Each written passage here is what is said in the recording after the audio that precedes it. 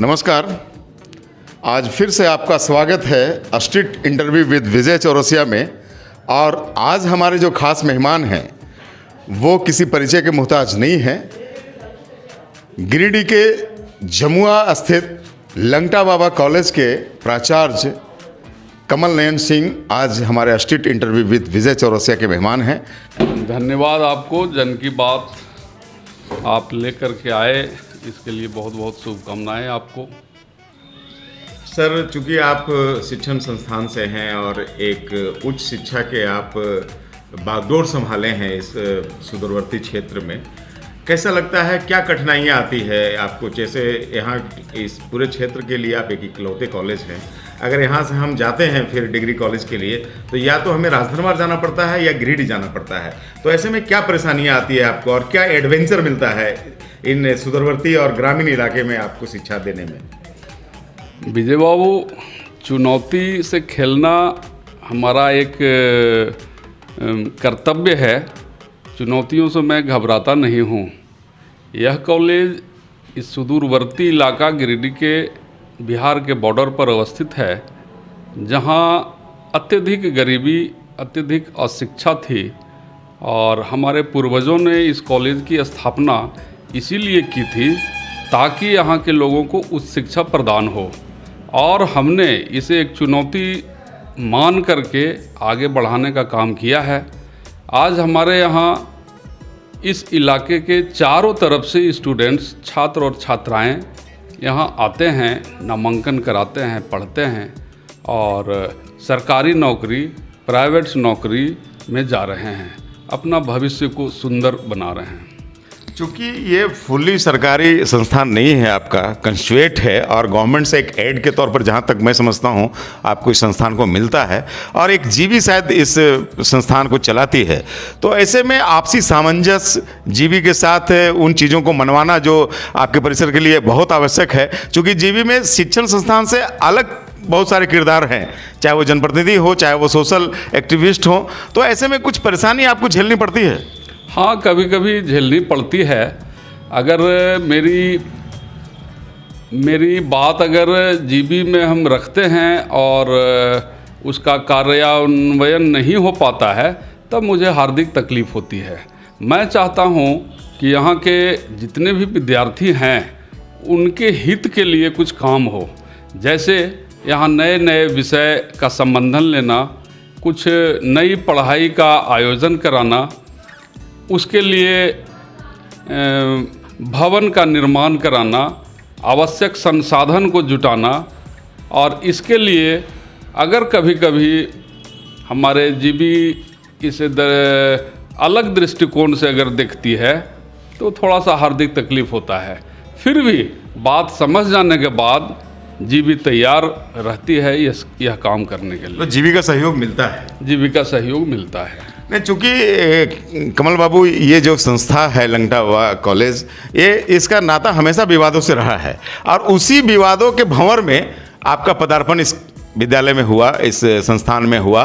तो क्या लगता है, विवादों से नाता अब टूट गया है या विवाद ये चलते रहेंगे? नहीं, विवाद तो चलते ही रहता है, लेकिन हमने कहा ना कि उसे चुनौती के रूप में हमने लिया है और धीरे धीरे समय समय इसमें कमी आ रही है। जो भी अवांछित विवाद यहाँ पर थे, उन सारे विवादों को, उन सारी समस्याओं को हम जीबी के माध्यम से निपटाने का काम कर रहे हैं। नहीं, अभी देखा गया था कि आपके पीरियड में भी कई बार कुछ कथित कर्मचारी यहाँ के या कुछ कथित प्रोफेसर यहाँ के कई बार अनशन में बैठे, धरना प्रदर्शन किया। उन चीज़ों का कुछ सोल्यूशन निकल पाया या अभी वो पेंडिंग है या कुछ सोल्यूशन निकलना ही नहीं है? वो भी एक विवाद का ही था कि अनावश्यक नियुक्तियां यहाँ की गई थी, जो प्रिंसिपल अपॉइंटमेंट कहलाता है। प्रिंसिपल कभी भी अपॉइंटमेंट अपने कर्मियों का नहीं कर सकते हैं। जैसे कोई दारोगा अपने थाने में सिपाही की नियुक्ति नहीं कर सकते हैं, कोई बीडीओ साहब अपने अंचल में किन्हीं की नियुक्ति नहीं कर सकते हैं, हेडमास्टर साहब भी अपने स्कूल में ऐसा नहीं कर सकते। लेकिन हमारे यहाँ ऐसा हुआ था जिसे तत्कालीन उपायुक्त महोदय ने इस रहस्य को और इस मामले को देखा, समझा और जीबी के माध्यम से इसे सलटाने का काम किया। जी। अब लोग समझ गए कि ऐसा नहीं होता है और हम लोग अनावश्यक रूप से ठगे गए थे जी। प्रिंसिपल अपॉइंटमेंट के संबंध में। जी। तो अभी इंटर और डिग्री का भी एक विवाद आपके परिसर में है, क्योंकि एक ही परिसर में दो भाइयों का समावेश है। तो और नेक की जो प्रावधान होते हैं या यूनिवर्सिटी का जो प्रावधान है उसमें कहीं ना कहीं फेल होते हैं आप लोग, चाहे वो ज़मीन का मामला हो, चाहे वो बिल्डिंग का मामला हो। इसका कोई सोल्यूशन जीबी निकाल रही है? इसके लिए जीबी चाहती है कि इंटर को डिग्री से अलग रखा जाए, क्योंकि यूजीसी का एक नॉर्म है कि जहाँ जहाँ डिग्री के साथ इंटर चल रहा है उसे अलग करना है। तो हम लोग विश्वविद्यालय के और यूजीसी के नॉर्म्स का फॉलो करते हैं, उसका अनुपालन करते हैं। इस संबंध में जीबी समझ रही है कि डिग्री से इंटर को अलग करना है और इसके लिए आवश्यक कदम भी उठाए जा रहे हैं।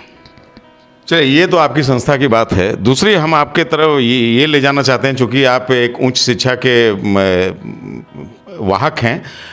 अभी जो एक कर्नाटक नारंगी है तो मुझे कोई रोक नहीं सकता है कि नारंगी पहनने से।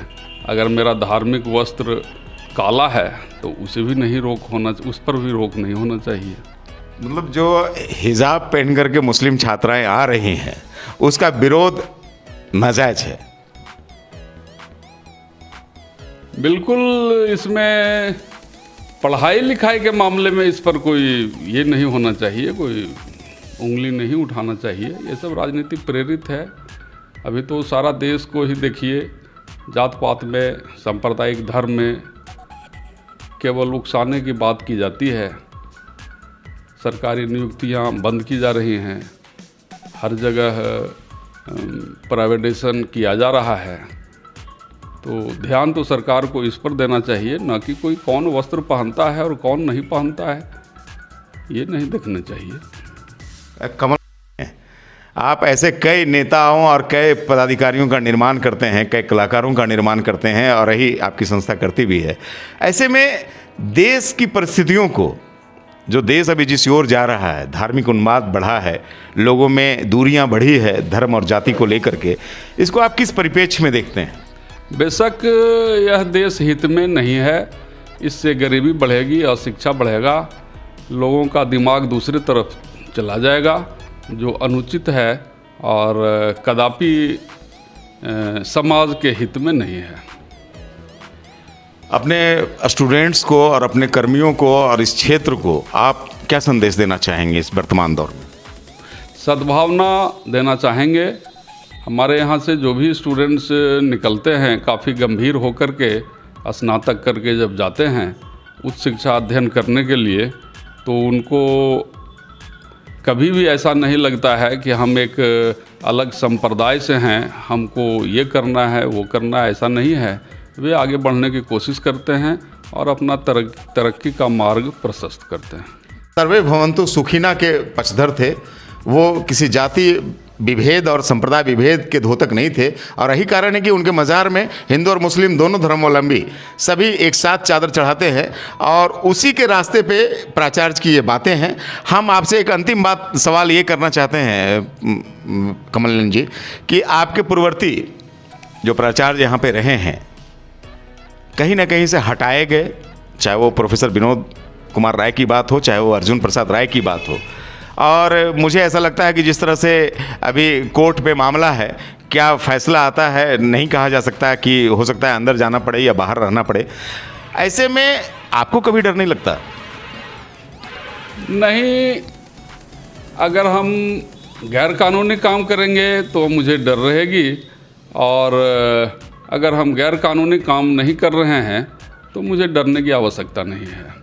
और जो ऐसा गंदा काम करके गए तो उस पर जांच चल रही है, आवश्यक कानूनी कार्रवाई भी की जा रही है।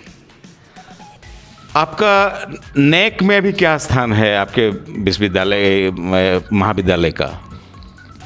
नैक हम 2017 में कराए, जिसमें हमारा बी ग्रेड आया है।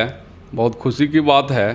2.19 मेरा मार्क्स है, CGPA है और हम एक स्थान रखते हैं विनोबा भावे विश्वविद्यालय में हमारी एक जगह है, मेरा स्थान है।